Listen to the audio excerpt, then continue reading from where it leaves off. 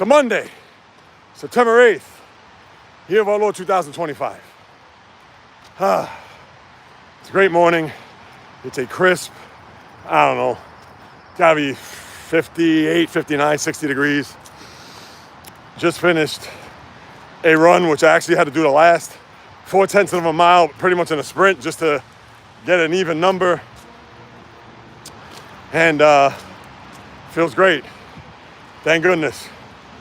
Always good to get up, and one of the first things you do in the morning is to run. So, as I catch my breath, Miles, I'm here. Now you got me. I know your unwavering support. I appreciate you saying that when I'm going to get on a live, and I appreciate you adjusting your work schedule, or your sleeping schedule, I should say, not your work schedule. If you did your work schedule, I'd be like, oh no, I'm going in a tunnel here. Just to be able to do that. Brent, what is happening, my good man? What is going on? Good to see you both here. I'm sure Bio, I'm sure Cole, my usual suspects will hop on board. Your podcast pregame. It's gonna come a little bit late. I don't know if you saw my post about an hour ago where I said that it's gonna be a little later than normal. The wife is home today. She works remote. And usually she's in the office on Monday, but today she's gonna be home, so I'm gonna be relegated to recording the podcast in the bedroom. Listen, gotta record it somehow, right? Even if it's in a closet or garage, which I don't own, although I do have my car parked in an underground garage, but it's public, not private. And yeah, just looking forward to this one. Obviously, week one in the books. Ravens just lost it, plain and simple. Both teams have issues. Yeah. All right, Miles, don't start. I know you're going to start your stuff again. Yeah, Brent, I tell you, that game last night, and full transparency, I was actually at my in-laws for dinner. Shout out to my mother and father-in-law. They're going to the Dominican Republic. So I wish them a safe flight tomorrow. But with watching the game and seeing how the Ravens were just dominating, they were cutting through the Bills defense like a hot knife through butter. And Taro D, morning. Good to see you here. I know I'm going to talk a different language. I'm talking sports right now, although I'll talk about other things. I just finished going for a run. Burning calories, first thing, always a good thing. But, yeah, the game last night, I tell you, it was 40-25. I left. What about, I don't know, I think it was about, was it 9 minutes ago when the Bills were on their drive? And then they got the touchdown, and then Derrick Henry fumbled, and Henry had a monster game. But by him fumbling, please, that just turned the game on its ear. Then when it looked like they were about to tie, they get the touchdown. They fail on a two-point conversion. And that was stupid. Come to think of it, that was stupid on Sean McDermott, the coach. Why is he going for two at 34-25 was beyond me. Get the extra point. You have a reliable kicker, Matt Prater. Get the extra point, it's 34-26. You're still down by one score. You go for two, you miss it. Now you're down by 2 scores, you idiot. They would have roasted him this morning if they would have lost that game because of it. But then the Ravens all of a sudden get conservative. I get it, give it up to the Bills defense. They had their timeouts, and they were able to stop them on, 3rd and 7. Lamar Jackson finds DeAndre Hopkins. I mean, really? 5-yard pass? You got to get 7. And I get it. Their offense, the Raven offense, they're always going to play it safe. Passing game. Yeah, they'll take their shots from time to time, as you see, but they're not going to be reliant on Lamar Jackson throwing 25, 30, 35 times in a game. It's not going to happen. Yeah, 4:25 left. Thank you, Brent. And this is the problem with the Raven philosophy. On 3rd and 7, they just should have done either a naked bootleg or they just should have put the ball in Lamar's hands to run it. And that would have been it. Case closed. I get it that Derrick Henry, even with the fumble, was cutting him up like ribbons, but there's no way that on 3rd and 7, you put the ball in your best player's hands, and you know what? He was also carving up that Bill defense on the ground. So to me, they got ultra-conservative there, and that's typical John Harbaugh. And I had this discussion with my sister's boyfriend last night saying, oh, John Harbaugh is a great coach. He is not a great coach. And, of course, I'm saying that as a Steeler fan, but I also got to look in the mirror to know that Mike Tomlin, yeah, he's won a Super Bowl, been to 2 Super Bowls, so what has he done for us lately? So to me, he and Harbaugh in that same boat. Are they good coaches? Yes. Are they great?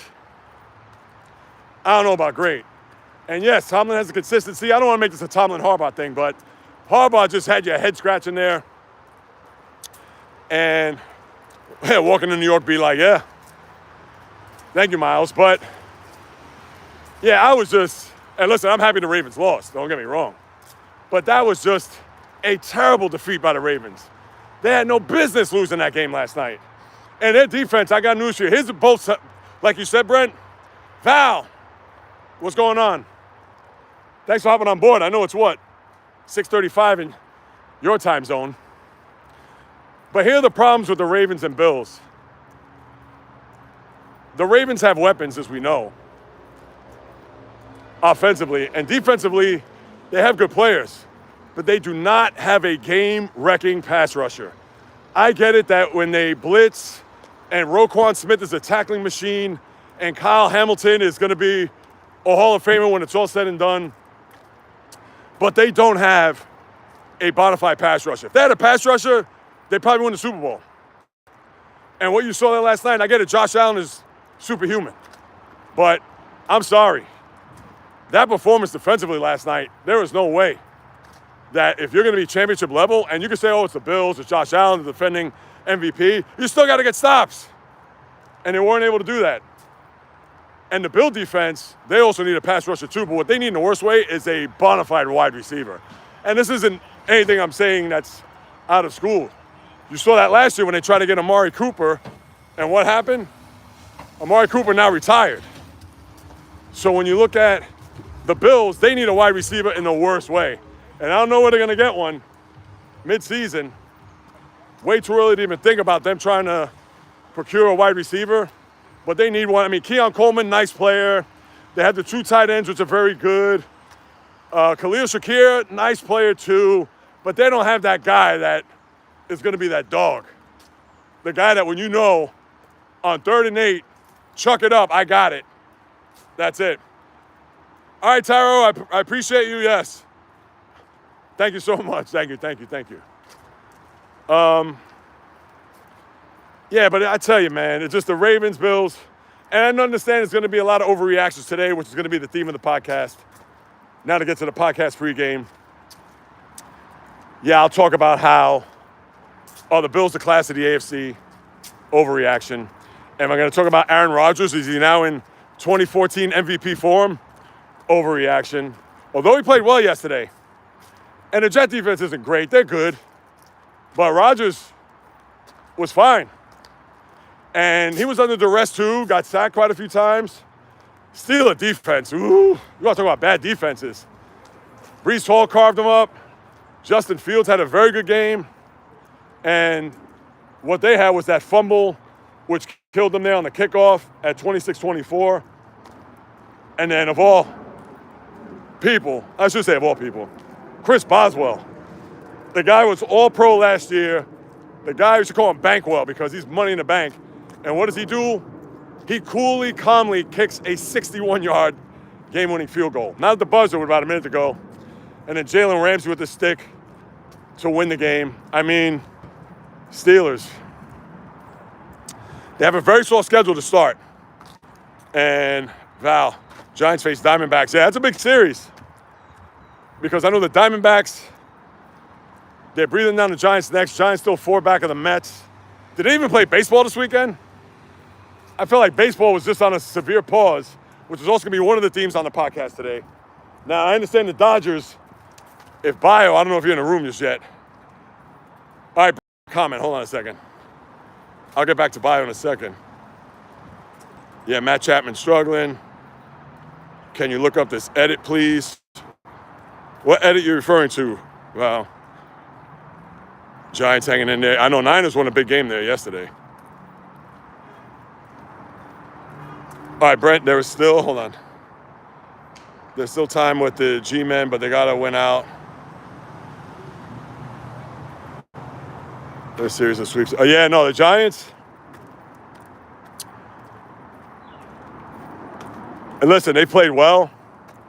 And, yeah, mathematically, they're still alive. Time is running out. It was at 19 games left in the season. So they'd have to, I mean, the Mets, schedule's tricky. They got 4 in Philadelphia now. I'll get back to football in a second. Now I'm reading the comments. 4 in Philadelphia. Then they come home to close out their regular season homestand. They have Texas, where I think Jacob deGrom is pitching Friday night. Then they have San Diego, not going to be easy, and Texas is fighting for their playoff lives.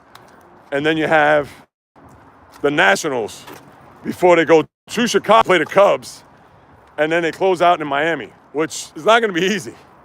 So, yeah, that Mets schedule is tricky. Giants, off the top of my head, I don't know. I'm sure they probably play the Dodgers again. Maybe the Padres, I don't know, too. So, yeah, listen, would I be shocked? I'd have to say, and this isn't hubris, but I'd be shocked if the Mets blow this. But sadly, they've blown division leads with less games and more games ahead in the standings in their history. Do I need to bring up 2007 again? Ugh. No, let's not, please. What do we got? The Gamma Jack edit? I don't know what you're talking about, Miles. Kittle injury, hamstring. Jay, do you think he'll be playing next week? Well, it depends on how severe it is. I mean, I'm sure today they'll probably come out and say if he's going to be out for any significant amount of time. If it's day-to-day, he's probably going to play. And I would think they have their home opener next week, right? I don't even know who they play off the top of my head. But, yeah, I mean, it all depends. Am I walking to Disneyland? No, I am not. If I was, this battery would expire well before I get to Disneyland if I'm walking. Oh, there's Bio. What's up, my man? Just, yesterday, not today. Oh, they're playing the Saints. Wait, hold on a second. Let me read that again.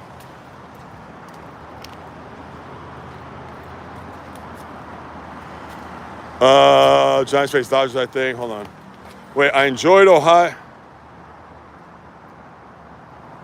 Yeah, that was a good game. Yeah, I didn't see the Bengals. I mean, I know the Bengals won, but I didn't see that game. I was wrapped up in the Steeler game.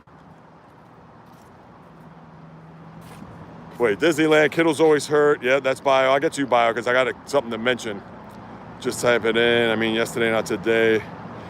Miles, I don't know what you're talking about. As a whole, typical opening day in the NFL. All right. Miles, you're talking about gamma rays and the Hulk and all that. I mean, I don't know what you're talking about, my man. So, Bio, yeah, I was talking about baseball real quick. I'll get back to the NFL in a second. Because I mentioned, did baseball even play this weekend? The American League wild card is still the same. That hasn't changed. And I know the Dodgers won an enormous game yesterday. A game they absolutely had to have. And this was after what happened there Saturday night, which just when you thought you've seen everything in baseball, Dodgers in the middle of a 4-game losing streak. Yoshinobu Yamamoto was pitching a no-hitter into the 9th inning, got 2 outs before he gave up a home run to Jackson Holliday. Then I believe he got pulled. They bring in Blake Trinan. I think he gives up a hit. Then I want to say 3 walks, which 1 run scored, and then a base hit to win the game 4-3. I mean, I don't know what to say. And then yesterday they won an enormous game. So I tell you, the opening round of the baseball playoffs, now it's still 3 weeks to go, but I tell you, that opening round, Major League Baseball is going to love it, but at the same time, they're going to hate it. Because the teams that you're going to have in the first round, likely, Dodgers, Mets, Cubs, Padres. So you may have a Dodgers, Mets, Cubs, Padre wild card, first round. I know the Mets and Padres are like neck and neck there. Well, Padres, they may have a 1-game lead now. And in the American League, you're going to have Seattle, Houston, Yankees, Red Sox. I mean, you can't get any better than that. But the sad part about it is that you may have all those teams knocked out. If it's Dodgers, Mets, that's a big loss for either one of those two. And if the Cubs get knocked out, that's Chicago. We're talking about big markets now. Yankees, Red Sox, need I say more, one of those two teams go. And then Seattle, Houston. I'm sure they want to see Seattle out, Major League Baseball, if they had truth serum, but. So yeah, oh, look at this. We got a little boot camp here. That's cool. But all right, let's see what we got here. Comments. It's on YouTube. All right, gamma rays. Kittle MRI wonder today. Yeah, Trinan, man, I tell you. Jennings got injured too. Yeah, that's. The fascinating thing about the Dodgers is this. They're the team that you don't want to play. They're also a team, despite them winning last year, but you have to wonder just a little bit. Just a little bit. And I kind of hate to say this about them because they are the defending champ. They're talented as hell. You wouldn't want to play them in a short series, etc. I get it. But I don't know, man. Like, what? Is it psyche? Is it? Because I just think back on how they performed this year. Their number in Hollywood, their number in Vegas was 104.5. So 105 and 57 would have been their record. And obviously, they're not going to come anywhere close to that. And then you just think back 2 years ago, how they got swept by the Diamondbacks in the first round. So it's almost as if which Dodger team's going to show up in October. And that's the fascinating thing, because you don't know. They're really Jekyll and Hyde.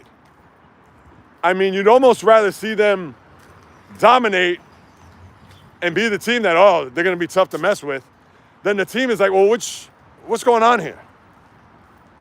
And I know the injuries and but I'm just puzzled. You know, to think they got swept by the Angels in 6 games. They got swept by the Pirates. All right, the Brewers, I understand the Brewers, they've had a good year. And I got into a discussion with my father-in-law last night about them, and he's like, I don't know, but no. I got to see it in October. Sorry. Not this guy. Beavis and Butthead, you're going back to the 90s. Ohtani not stealing bases, hurting the offense. Oh, Niners extending, the offensive lineman.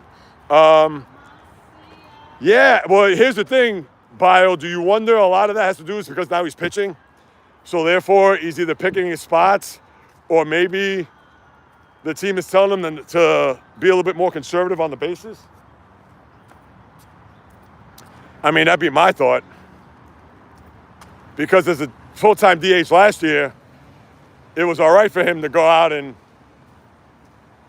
swing for the fences, which he does, but also steal as many bases as he can, etc. Oh, let me make this light.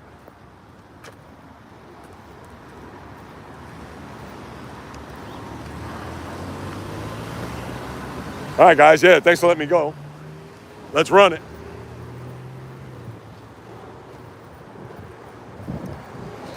But this is not stealing a reaction from his injury sustained in the playoffs. Oh, that's a good one too there, but I know his shoulder. And I think that was his left shoulder. No, wait. Yeah, it may have been his left shoulder. Okay, because I don't think it's his throwing shoulder. I'd be surprised if that was the case. Maybe when playoffs start, they pull and let him run. Yeah, maybe. Cole, what's going on, my man? Thanks for jumping on board. What a crapper of a weekend for Michigan sports. Yeah, I didn't get to that game. Now, I didn't watch Lions-Packers. Again, from I mentioned earlier, I was at my in-laws and they didn't have the game on, so, I didn't want to be the guy to be like, hey, can you turn the game on? But thankfully, my father-in-law, as gracious as he is, he turns to me, and he follows sports. He's a very good sports fan. But he turns to me and he goes, this was about 8 40 last night. He goes, oh, is the game on? Is there a game on tonight? I said, is there a game on? It's only Ravens-Bills. So then I watched, and Cole, I know he just jumped on board, but I got to watch the 40-25. At that point, I left. I said, the Ravens are just killing them. And then next thing you know, I get home, and I see it was 40-38. And I said, what? And then just saw how that unfolded. Boy, I tell you. But, yeah, I was surprised a little bit by the Lions' effort. And I know, listen, this is my bad. You know me. I'm transparent and raise my hand high in the air. When I did the NFL preview last week, I didn't take into consideration as stout as, and when I think of the line, offensive line, I think of Penei Sewell. I forgot about Frank Ragnow. He retired. And I know that they've had some turnover there. So, right, this isn't the same offensive line that they've had over the last few years. And I guess it showed a little bit yesterday. I know Micah Parsons had that sack. I know everybody went crazy, especially in Green Bay. And listen, to me, that game was bigger for the Packers than it was for the Lions. I mean, let's face it. Packers didn't beat the Lions last year. I've talked about how Jordan Love has never been able to beat these big teams. Just look back to last year. He didn't beat the Eagles in the opener. He didn't beat the Eagles in the playoffs. Got swept by the Vikings. Got swept by the Packers. And he could beat all the other teams. You know, he could beat the Bears and he could beat the Arizona Cardinals and teams like that. But So to me, that was more bigger for the Packers. I'm not too worried about the Lions. I know their schedule's brutal. And I know they play the Bears this coming week. And obviously the Bears play tonight against the Vikings. So we'll see how that goes. But I'll cut up this street. But, yeah, definitely not a good showing. So that was a surprise. And then, should I go back to the Thursday? And, I mean, everybody's talking about the Chiefs now. You know, the overreactions, which I'll talk about. I understand a lot of people are going to touch on that, the NFL overreactions after week one. Because think about it, 15 fan bases right now are thinking, hey, we're going to the Super Bowl. And then the other 15 are like, oh, geez, we're not going to win a game.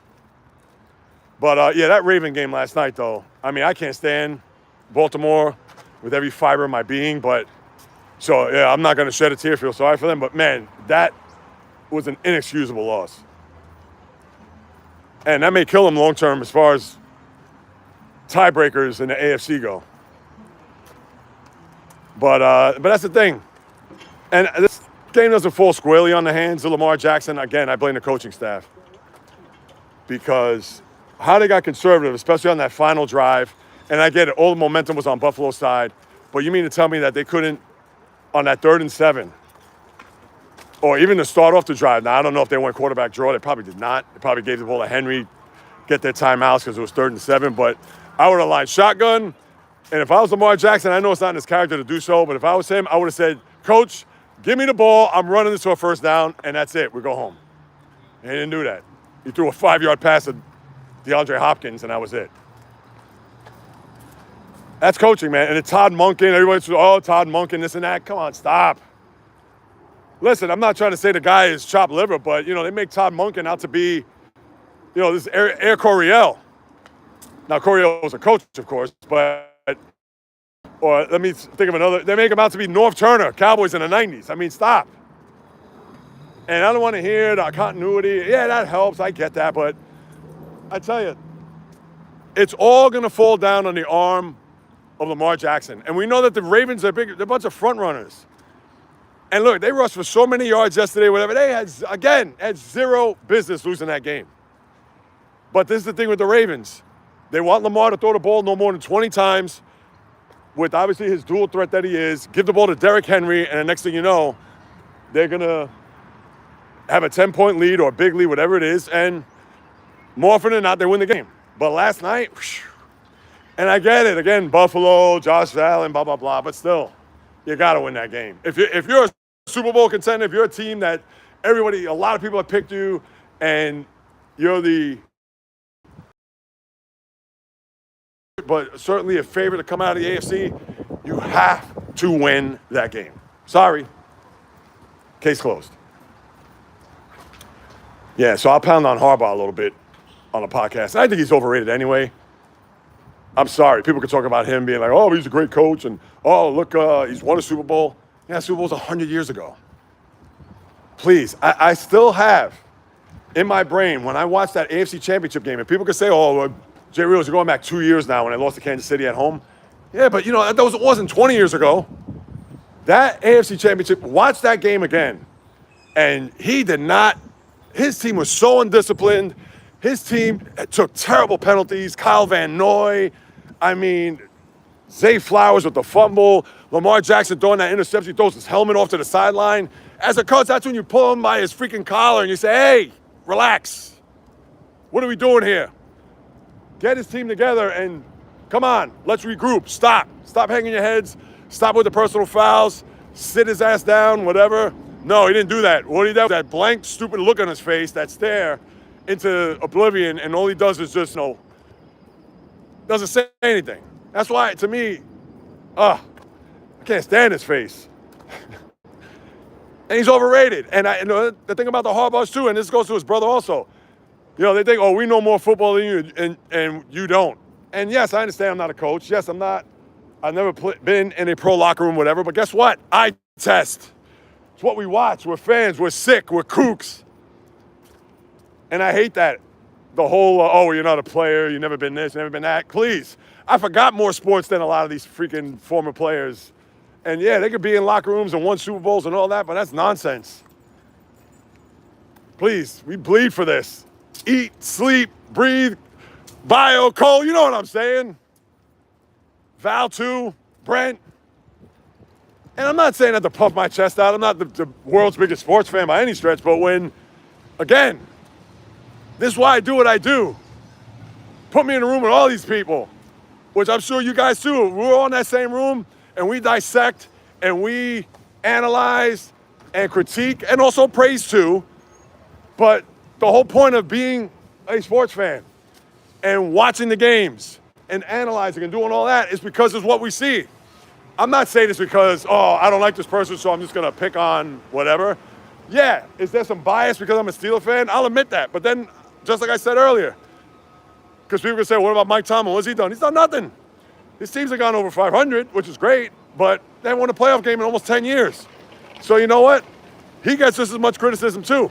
So this isn't a thing about I got the hammer out for, I was doing this because I'm thinking pom-poms. I got the hammer out for John Harbaugh, and my team is scot-free. Well, I was going to run for it, but no, let's not. Yeah, I'm going to get to your comments now. I know I went off on a tangent, and I got in a passionate burst of energy here, but it's so true. And I know Ryan Clark has gotten a lot of heat with Peter Schrager saying, I forgot what his exact quote was. And I like Ryan Clark, former Steeler, but he's another one too. And that's the thing with the players. And I know it's a whole other separate issue, but they can talk all that nonsense. I played, I know this, I know that, blah, blah, blah. And they're right. And I can't dispute that. Nor will I ever think that what they say doesn't mean anything. But come on, you got to be on top of this. You got to be, come on. You got to have some credibility. You got to have some, I don't know. Maybe it's me. Who knows? All right, let me read you guys' comments here. Let me go back. Cole. All right, maybe when the playoffs start to pull the reins. I know that was Bio. Tigers got beat twice. Yeah, White Sox, Michigan lost. Now, I know rough weekend there, Cole, no doubt. Purdy scares me in a big spot, Val. He just does. Listen, he was Mr. Irrelevant for a reason. And I shouldn't just say that, but the thing is, he's in the perfect system with Shanahan. That's why. The whole game was a commercial for Micah Parsons. Hard to watch. Was it? Oh, I believe it. All right, Brent's out of here. Brent, I know you're long gone, but I hope you have a great day. Miles, with the weekend's coming soon. Well, Miles, it's Monday. Come on now. Exactly. Miles, do we know that maybe you're a rich kid and we don't even know it? You wish you were back in New York. Miles, aren't you from Brooklyn? Don't lie here. There's no lying here. Let's be real. We keep it real in this room. Going to Ann Arbor this Saturday is going to be rough. Who are you guys playing this week, Cole? Fishing Angel, good morning. I don't know if you're still on. I know I've been babbling here over the last, I just got up, not an early person. No, I'm only an early person. My apologies. I'm only an early person when I go to bed early. But then again, last night I went to bed around 1 o'clock and I got up at 5. No, I got up at 6. My alarm went off at 5:45. I didn't get out of bed till 6. I get it, sports are where it's at. Yeah, absolutely, man. You know where I'm coming from. Who are these new people? Hey, Miles, new people are always good. I was so pissed when Michigan lost. They needed to play better. Yeah, I was surprised. I thought they were going to win. What did I say, Cole? 21-17? It was 24-13. And your video's... That's crazy, Cole. How is that possible? 20 seconds behind. I moved from New York 2 months. So where do you live now, Miles? That's come on. I thought you said you lived in Brooklyn. Now listen, I know you said you're 17, you're 37, you're all these different ages, but all right, what else we got here? Podcast. Oh, I gotta talk about my guy Carlos Alcaraz. That's also on the agenda today. I mean, Alcaraz, the guy is he is great to watch. And I understand tennis is a niche sport, and I only watch tennis because of the majors. But damn, he's good. And what's this thing with Jannik Sinner? He was losing in the match. He was down 2-1. And whenever he won a point while trailing, he does this. My guy, you're losing. No fist bumps, no whatever. And I get it, Alcaraz does that too. But Alcaraz was brilliant. And give it up for Aryna Sabalenka, who won on Saturday too. Got to mention the women's as well. And she was going to have a rough summer, too. She lost to Coco Gauff in Wimbledon. Then she lost in the semis to Amanda Anisimova, who she actually beat there on Saturday. And then Anisimova got waxed by Iga Świątek at Wimbledon. Where am I here? All right. Oh, man, my eye, listen, I may look like a horror show. I just realized that my eye is a little crusty. That's, of course, from running. And I guess my eye tears. So yeah, if I'm looking a little rough, my apologies. Then again, I'm not here for style points, right? But yeah, so there's that. What else I'm gonna talk about? I think that's it. Yeah, the college football I'll touch on. You had the 2 upsets, Florida. That was bad. And South Florida's not a bad team either. The Bulls are not that bad. And then you had, who's the other upset? Oh, Arizona State. Woo! And it lost in the final seconds, too. And Arizona State, as you know, they made it into the playoff last year. So that was a huge loss. And as I'm sure you've seen here, Cole talking about Michigan. All right, let's see. Yeah, I am in Brooklyn, but I don't remember you telling me that. No, you may not remember, but I remember. You said that when you had the other name that you used to go by or still kind of go by, whatever. Yeah, so how could you say you're in Brooklyn, but then you're like, oh, but 2 months ago. Come on, man. Which one is it? Let's be real. Let's be real. I'm not trying to be nasty. I just, there's no need to lie. There's no need to, no need. Thank you, Val. Appreciate that as always. Cole, Val B, I like Purdy, but holy crap, did they give him? I know. I'm with you on that, Cole. Matt Chapman, I don't know. See, I haven't really watched the Giants that much. But remember, he actually, a couple of weeks ago, he was actually hitting well, so he's probably just going through a normal slump. That's just my thing. Lions lost 2, I was pissed. Yeah, that was tough. I know Jameson Williams, yeah, exactly. 3 for 86. That's who the Bills needed. They need a guy like that. Ooh, it's after 10 already. Jeez. All right. So what else? Yeah, so the college. Yeah, then I got to talk about, I know Brent's not in the room anymore. I know he left, but I also got to talk about Ken Dryden. Now, he was a little bit before my time because I didn't start watching and following hockey until the late 70s, and I believe that's when he retired. But Ken Dryden, who I would think is on the Mount Rushmore goaltenders in National Hockey League history.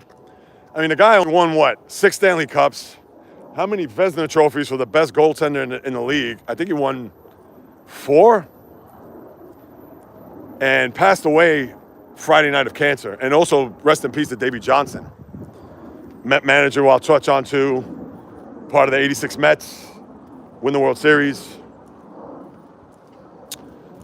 So yeah, those are the things I'll touch on the podcast today. Looking forward to it. Refs were horrible in the Michigan game. Oh, is that right? I know, I didn't watch. I know the quarterback was really good for Oklahoma, though. Just, I watched some highlights, and I also read up on what John Mateer did. And I know Cole had mentioned that yesterday in the when we were texting back and forth. But yeah, sports. And I know I've been kind of MIA too with the shorts, but that'll pick up. Only because this weekend was a kind of a crazy weekend. I was running around, got invited to a friend's house on Saturday. Then last night was the in-laws while watching a Steeler game and all the 1 o'clock stuff that was happening. And yeah, just been one of those type of weekends. But also, I do want to say this real quick before I sign off. Yankees-Tigers series this week. Yes, let's go Tigers. Oh, man, can I get a sweep here? That'd be great. Yeah, and the Yankees I'm not sold on either, even though I shouldn't say that because then I run the risk of, for those who don't know, Bio knows if Bio's still in the room. What about Miles? No, I said I was in New York first because I didn't want to tell you where I first met you. Where you first met me, but I trust you now. Did we ever meet in person, Miles? I don't know.